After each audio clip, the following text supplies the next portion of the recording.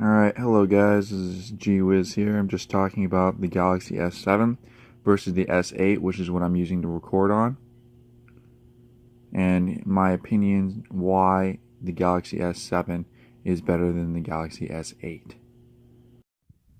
Okay, and without further ado, I'm just going to start out with the Samsung Galaxy S7.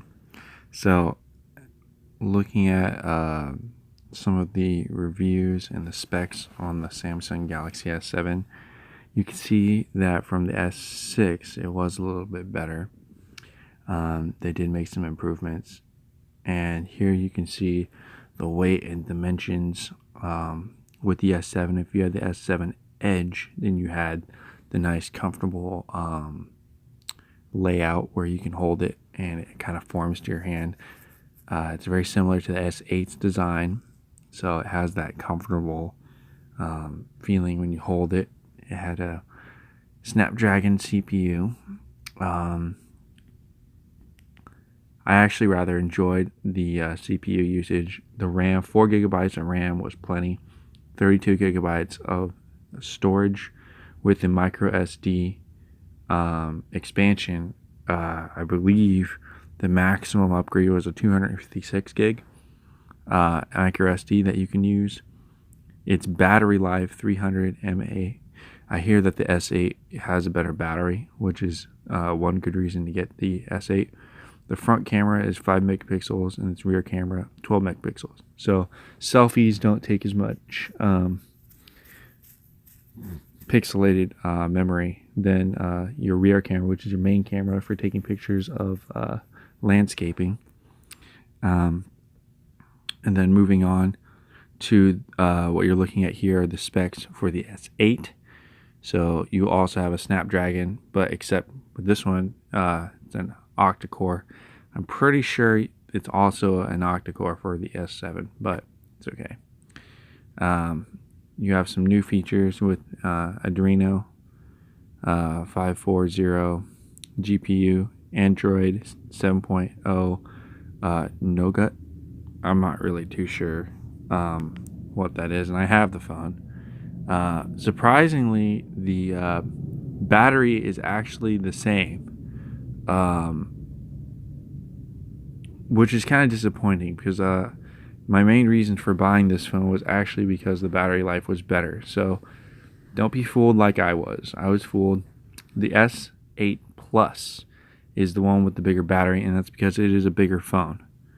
So I don't know if this phone is just I don't know. I guess I'm a little indifferent about that, but it's okay. There's Gorilla Glass 5 back panels, so I guess it's more durable of a phone. It has a what looks to be a bigger display, 5.8 inch, whereas if you look, you have 5.1 inch, so it is a little bit bigger than the S7. It also charges faster.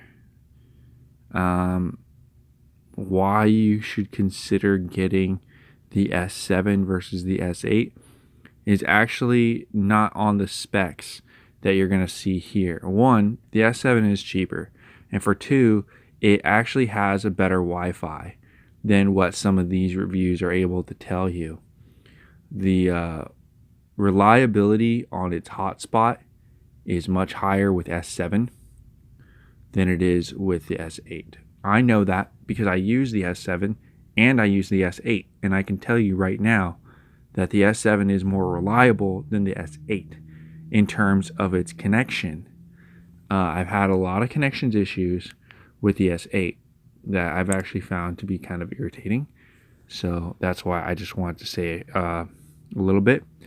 And I heard about iPhone suing Samsung. I personally would not have made that decision. I would have found it deplorable. But that is okay. iPhone is slowly becoming better of a phone as they decrease the amount of failure rates on their programs and such. I was just unlucky when I was introduced. I had the i6, which was a 12% failure rate in comparison to the i5, which had 6%. So their past phones were actually having a less fallibility rating than their newer phones. But hopefully we see some good from iPhone later. I might just stick with Samsung for now, but we'll see. I am a little patriotic about all that.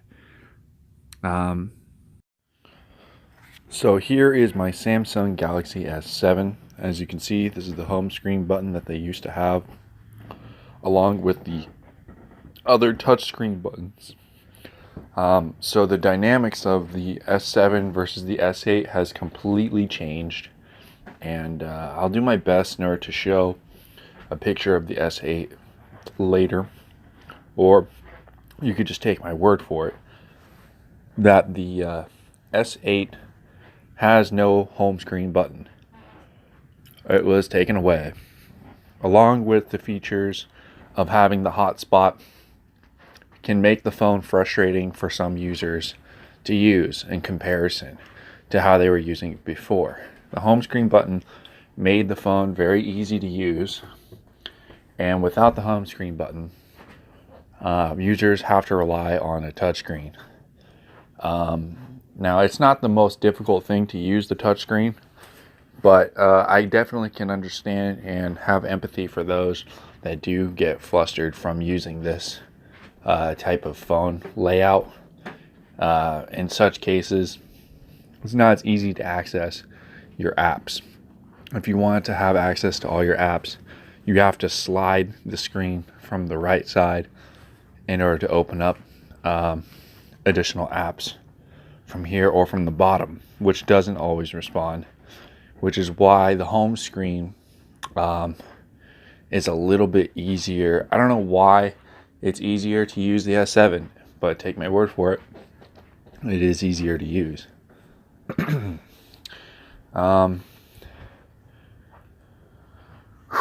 not too sure on the battery life, but what I've seen so far is the battery life has been pretty acceptable, more than proficient enough. Definitely you can crack down on having an S8 for its battery duration. Just from my first impression of it, it's better. The battery is about 25% more efficient than what you would have seen from the reviews on just looking at the battery specs alone. Now, I don't really know their efficiency completely. I'm sure like their claims of 25% more efficient could be true. But we're also dealing with more programs and everything else as well. And that could also drain your battery. So, just use a little common sense with that. But more than likely, the battery has gotten better. The home screen not being there anymore is kind of a shame. Not going to freaking have that on there. But, yes, I did crack my screen, which is my reason for getting the S8 in the first place. However, what I'm going to do is repair this phone for the very reason that I can still switch my plans around to where I will have unlimited hotspot onto my 669 number and put that onto my my S7 and use that as a home line, and then switch to the S8 for work because it has more memory and I can make videos on the go. It seems like a much better choice for the director. That should be all for this one. So now that we've compared S7 and S8, which one would you go with? Now, the S8 has really good memory. So if you're going to be using it for video editing, taking pictures, the S8 is a great choice. If you're using it for like a hotspot and you're trying to have something that requires a reliable connection, I would go with the S7. See, they have the back part of the device you can use to charge it. It's a fast charging port station. You just post it onto the fast charging pad, and you can charge your phone without having to worry about tripping over cables. It's easy access, and then you can just set up a hotspot. And then for your other Samsung Galaxy S8, since the connection is not as good as the S7, you might as well go with like a Metro PC line for like $30. So that's just my tips on using the phones. S7 has a better connection, and if you were lucky enough to have started on a unlimited data plan like I did, you will want to stay with the S7 versus the S8. They do not offer unlimited data. Unlimited, yes, text and calls, very common nowadays. But unlimited data with the 4G data, not just the regular internet connection, that's also common. 3G is common. But having unlimited 4G network is not common. And only T-Mobile had that from 2016. In 2017, this year, they did not. They don't provide that anymore. So if you have the Samsung Galaxy S7, you can still utilize that fast streaming. So it's on a reliable network. You can get rid of your DSL line, save $50 a month, put the S7 as your new Wi-Fi station. Boom, you have internet now, and it costs you the same that you were already paying for your internet, $70. So if you were paying $50 before, or $60 even, for a Metro PC line for more data, stop what you're doing, switch to T-Mobile, pay the extra $10, stop paying $50 for your at-home internet. There you go. But you have to have the S7. So you can save like $40 a month. Seems good to me.